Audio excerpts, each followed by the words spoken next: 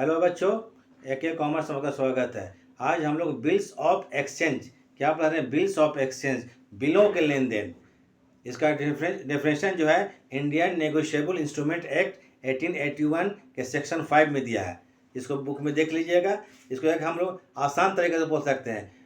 Bills of exchange एक return paper है जिसमें बिल को लिखने वाला जिसके ऊपर बिल लिखता है उसको ये ऑर्डर देता है कि एक सर्टेन पीरियड की बीत जाने पर बिल का पेमेंट उसे या जो बिल का बेयरर हो, मान बिल का जो धारक हो, उसे कर दे। समझ में आई बात ऐसा है कि बिल का यूज़ क्यों हुआ। जैसे मान लीजिए ए और बी दो पर्सन है। ए क्या किया? बी को 1000 का गुड्स उधार भेज दिया। ए बी को 1000 का गुड्स उधार भेज दिया। उसके बाद बी बोला कि ठीक है, आपको हम 1 महीने के बाद पेमेंट कर देंगे। वो गुड्स लेकर चला गया। 1 महीने के बाद ए उसको बोलता है मेरा जो 1000 का गुड्स खरीदते मेरे से उसका आप पेमेंट कर दीजिए। बी क्या कर सकता है? फ्रॉड कर दे कि नहीं, आप कहाँ दिए थे, कोई आपके पास प्रूफ है, कोई रिटर्न प्रूफ है या नहीं है। तब ऐसे में क्या ए कुछ नहीं कर सकता है। इसलिए फ्रॉड से बचने के लिए बिल का यूज़ हुआ, बिल का प्रचलन हुआ। ठीक है, जैसे कहने का मतलब है ए मान लीजिए बी को 1000 का गुड्स बेचा, ए बी को 1000 का गुड्स बेचा। अप्रूव के लिए क्या किया? बी से एक पेपर में साइन करवा लिया। बी उस पर साइन कर दिया, उसमें एग्रीमेंट हो गया। ए बोला बी को कि ठीक है, आपको हम 1000 का उधार माल बेच रहे हैं, क्रेडिट में बेच रहे हैं, आप हमको 1 महीने के बाद 1000 का पेमेंट कर दीजिएगा। उस पर क्या किया? बी उस पेपर पर साइन कर दिया और गुड्स लेकर चला गया और बिल के ए को दे दिया। ठीक है, जब बिल का ड्यू डेट मतलब जब पेमेंट का 1 महीना पूरा जाता है, 1 महीने के बाद उसका ड्यू डेट आता है। ड्यू डेट को क्या होता है? ए बी के पास जाता है कि आपको हम 1000 का उधार माल बेचे थे, ठीक है, उसका पेमेंट का दिन आ गया, ड्यू डेट आ गया, आप पेमेंट कर दीजिए। तो बी फ्रॉड नहीं कर सकता है। ठीक है, अगर वो पेमेंट नहीं किया तो कुछ और हो सकता है, उस पर एक केस कर सकता है, कुछ कर सकता है, लेकिन बी मुकर नहीं सकता है। इसे फ्रॉड से बचने के लिए बिल का यूज़ हुआ। बस इतना ही जानिए। ठीक है, तो आज हम लोग क्या करेंगे? बिल्स ऑफ एक्सचेंज पढ़ेंगे। अगर आप लोग को ठीक लगेगा वीडियो तो आप लाइक और सब्सक्राइब कर दीजिएगा। एकदम आपको ट्यूशन कैसे पढ़ाया जा रहा है, कोई आपको दिक्कत नहीं होगा, आप देख लीजिएगा। ठीक है, तो इसमें बिल में 2 पार्टी होता है। बिल में मेनली 2 पार्टी होता है। एक होता है बिल को ड्रॉ करने वाला, वो ड्रॉअर होता है। एक होता है बिल को एक्सेप्ट करने वाला, वो एक्सेप्टर होता है या ड्रॉई होता है। तीसरा पार्टनर कभी कभी आता है, वो इंडोर्सी होता है, उसको हम लिख देते हैं। ठीक है, वीडियो को आखिरी तक देखिएगा। चलिए अब शुरू करते हैं। हाँ, तो चलिए शुरू करते हैं कि हम लोग bills of exchange. Bills of exchange में 2 पार्टी होता है। मीनिंग बता दिए, ज़्यादा समझना नहीं। 2 पार्टी होता है। जो पर्सन गुड्स को बेचता है वही बिल ड्रॉ करता है, वही ड्रॉअर होगा। और जो पर्सन गुड्स को खरीदता है वो बिल को एक्सेप्ट करता है, वो एक्सेप्टर या ड्रॉवी होगा। लेकिन लिखते हैं इसमें 2 मेन पार्टी होता है। एक होता है ड्रॉअर। क्या होता है? एक ड्रॉअर, DRAW, ड्रॉअर। इसको बोलते हैं पर्सन हु ड्रॉज। ड्रॉ मतलब ड्रॉ करना, लिखना। ड्रॉज और रिसीव्ड, RECD लिखते हैं, रिसीव्ड अ बिल। जो बिल को रिसीव करता है जो पर्सन, वो ड्रॉअर होता है। ड्रॉअर को कौन पर्सन होता है? बिल को रिसीव करने वाला या ड्रॉ करने वाला। दूसरा पर्सन क्या होता है आपको? Drawee.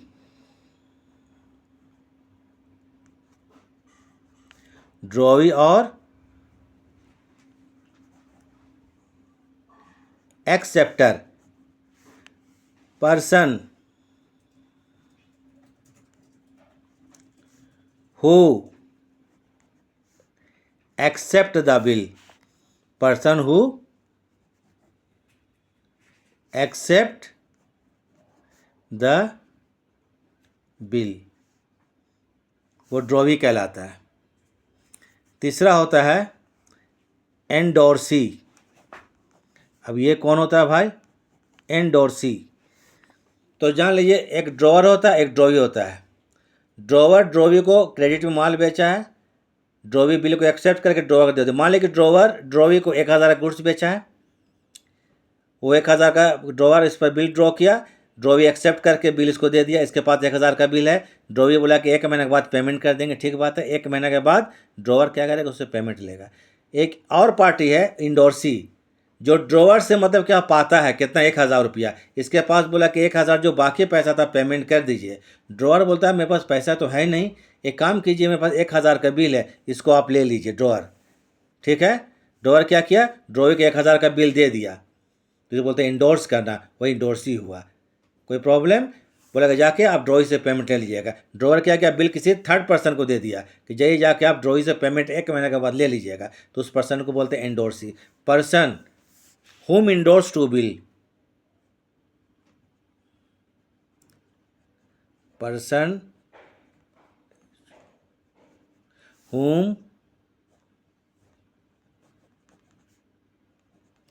endorse to bill is called endorsee। समझ गए यहाँ पर, ड्रॉवर, पर्सन हु ड्रॉज और received a bill is called drawer. Drawee और acceptor, person who accept the bill is called drawee और acceptor. Endorsee, endorsee, person who endorse to whom endorse the bill is called endorsee. अब दोनों को book में क्या क्या journal होता है उसको आज हम लिखा देते हैं। मेन इसमें 4-5 ट्रीटमेंट है, समझ ना। एक सिंपल हो गया, डिसऑनर हो गया, रिन्यूअल ऑफ बिल हो गया, ठीक है, इंसॉल्वेंसी और एक्सेप्टर हो गया, ठीक है। ये सब नोटिंग चार्ज, प्रोटेस्टिंग चार्ज, ये सब इसके अकाउंटिंग ट्रीटमेंट है। तो सब हम एक एक क्लास में क्लियर करेंगे। तो आज थ्योरी कंप्लीट कर देते हैं। तो ठीक है, लिखते हैं।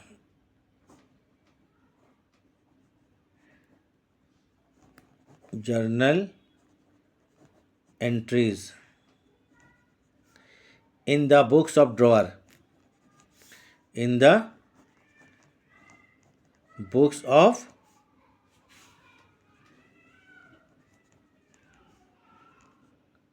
ड्रॉवर। तो ड्रॉवर क्या क्या एंट्री करता है?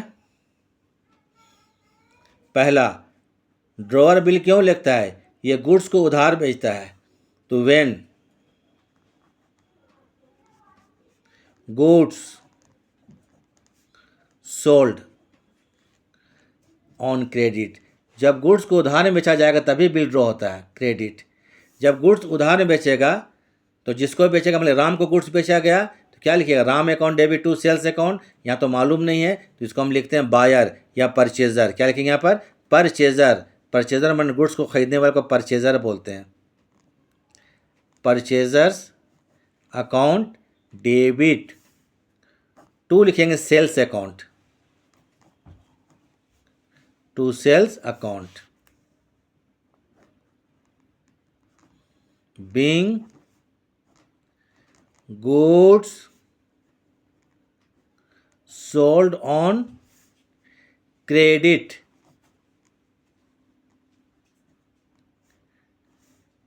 हो गया पहला एंट्री। गुड्स बेचने के बाद अब ये जो ड्रॉअर है बिल को ड्रॉ करेगा, माने बिल को लिखेगा। जब बिल को ड्रॉ करता है एक्सेप्टर के ऊपर, ड्रॉई के ऊपर, तो ड्रॉवी बिल को साइन करके ड्रॉवर को रिटर्न कर देता है प्रूफ के तौर पर। तो when bill received, bill RECD received from, अब बिल का रिलेशन क्या हो गया, ड्रॉअर ड्रॉवी का, फ्रॉम ड्रॉवी, किससे, ड्रॉवी। तभी एंट्री करेगा ये BR मतलब bills receivable, bills receivable account debit. Receivable मतलब फ्यूचर में पेमेंट मिलेगा, एसेट हो जाता है हमारे लिए। Bills receivable account debit, who is the giver, जो बिल देगा कौन है, ड्रॉवी। ड्रॉवी का नाम मान लीजिए राम है तो bills receivable account debit to Ram लिख दीजिएगा। यहाँ तो किसी का नाम नहीं है, एक हम बता रहे हैं वो क्या चीज़, इसका थ्योरी लिखा रहे हैं। तो यहाँ पर जो भी ड्रॉवी होगा उसका नाम लिख देना है। तो टू लिखेंगे क्या चीज़, drawee's account. being bill received from,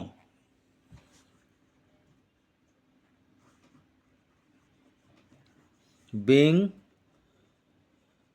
bill received from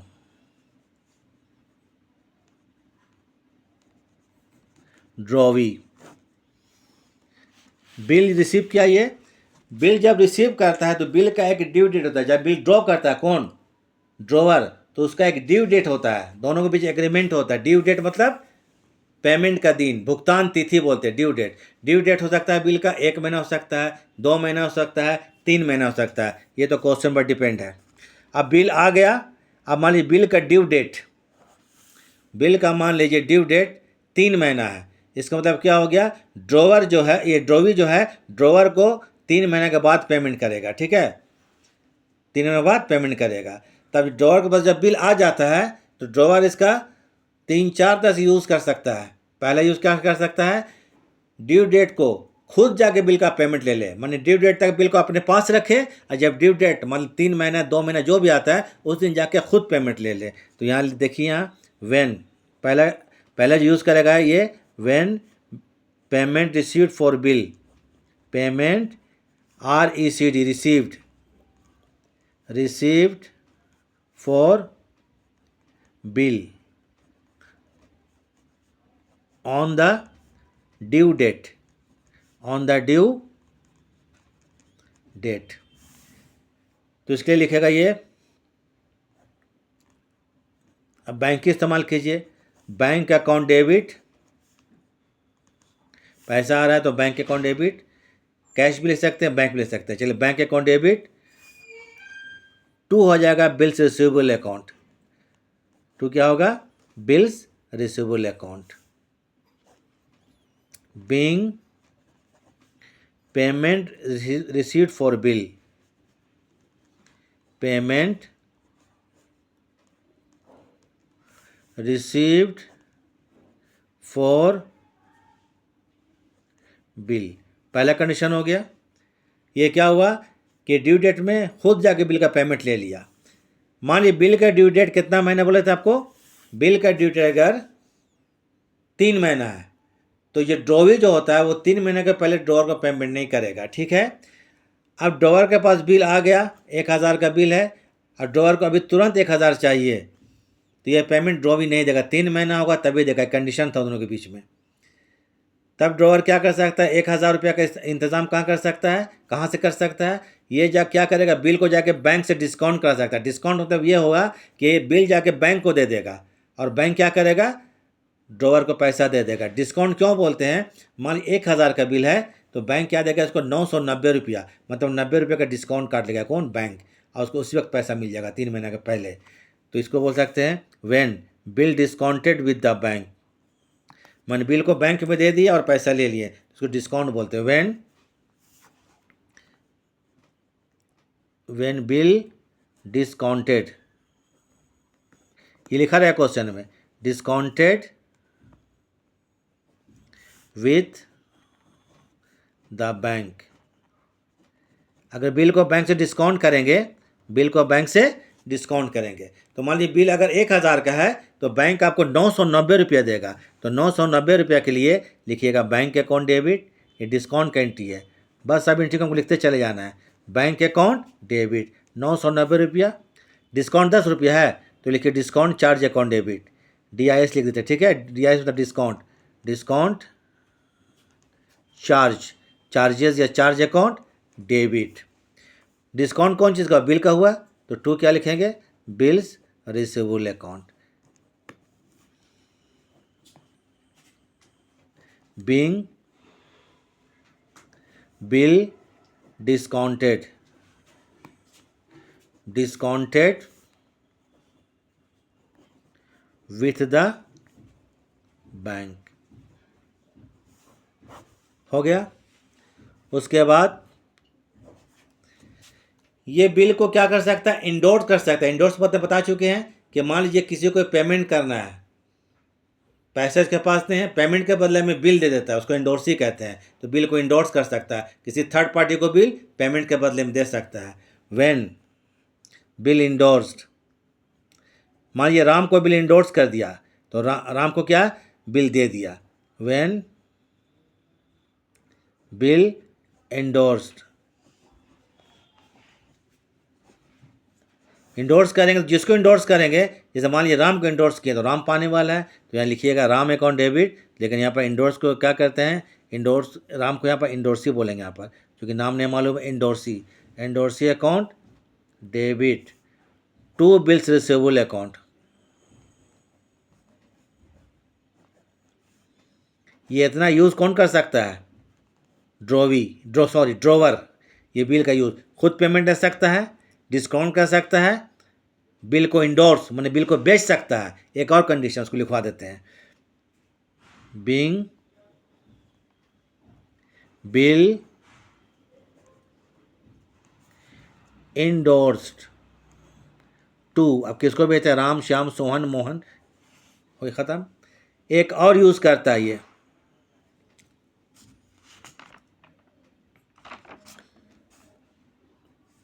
थोड़ा एंट्री जो है, चलिए ठीक है कोई बात नहीं है। एंट्री 2 था, 2 के बाद क्या है? ये 3 नंबर एंट्री है। ये क्या है आपको?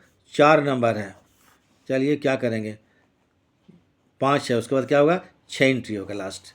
1 2 3 4 5 6, इससे का मतलब एंट्री में लिखा दी सही सही, ठीक है। उसके बाद व्हेन बिल सेंट मैंने भेजना, send to the bank for collection. ये जो ड्रॉअर है इसके पास बिल आया हुआ है, मान लीजिए ड्रॉअर के पास 10-15 बिल है और 10-15 शहर से आया हुआ है, सिटी से आया हुआ है, जा के वसूल करेगा तो उसको प्रॉब्लम हो जाएगा, ठीक है। तो ये क्या करता है, सब बिल को एक बार जमा करके बैंक के पास भेज देता है कि जाइए आप बिल का कलेक्शन कर दीजिएगा। तो इसको बोलते हैं बिल को बैंक में कलेक्शन के लिए भेज देना, माने बैंक इसका पेमेंट लेके व्यापारी के अकाउंट में जमा कर देगा। तो when bill send to the bank for collection, तो इसके लिए लिखिएगा bank for collection account debit, bank for collection account, क्या करेंगे? DR, debit to bills receivable account,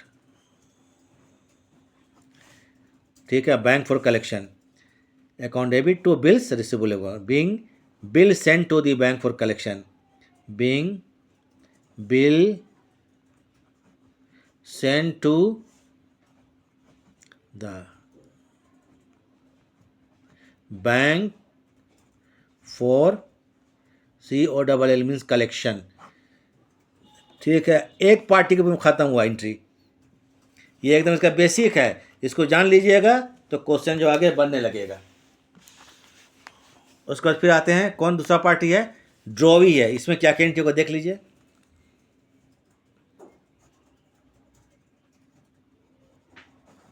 journal entries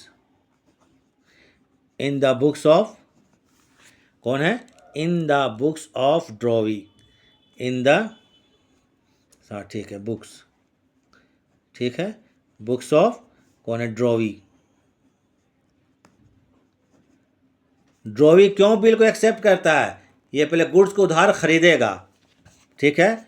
when goods purchased on credit, तब ना पेमेंट करेगा bill का, ये यूं ही थोड़ा कर लेगा। व्हेन, सॉरी गुड्स है ना, when goods purchased on credit, purchased on credit, ये जब गुड्स को उधार खरीदेगा। जब गुड्स खरीदते हैं तो याद कीजिए एंट्री परचेजेज अकाउंट डेबिट, अगर राम से खरीदेंगे तो purchases account debit to Ram से अकाउंट, तो यहाँ पर परचेजेज अकाउंट डेबिट करेंगे। परचेजेज गुड्स खरीद रहे हैं ना, परचेजेज अकाउंट डेबिट टू क्या होगा? यहाँ लिखेंगे वेंडर, वेंडर मतलब गुड्स को बेचने वाला, सेलर, वेंडर अकाउंट, अभी वेंडर का रिलेशन बना हुआ है, गुड्स खरीदा गया। राम से लेंगे तो purchases account debit to Ram से account, being goods purchased on credit, on credit. अब फ्रॉम किससे तो छोड़िए, यहाँ पर गुड्स को उधार खरीदने के बाद अब जो ये ड्रॉवी है ना, कौन है? ड्रॉवी है, एक्सेप्टर है। अब ये बिल को एक्सेप्ट करेगा, क्या करेगा? बिल को एक्सेप्ट करेगा। व्हेन बिल एक्सेप्टेड, बोलेगा ठीक है हम गुड्स खरीद लिए हैं, हम आपको 3 महीने के बाद बिल का पेमेंट करेंगे, भाई पेपर में साइन कर देते हैं, वही बिल बन गया। When bill accepted,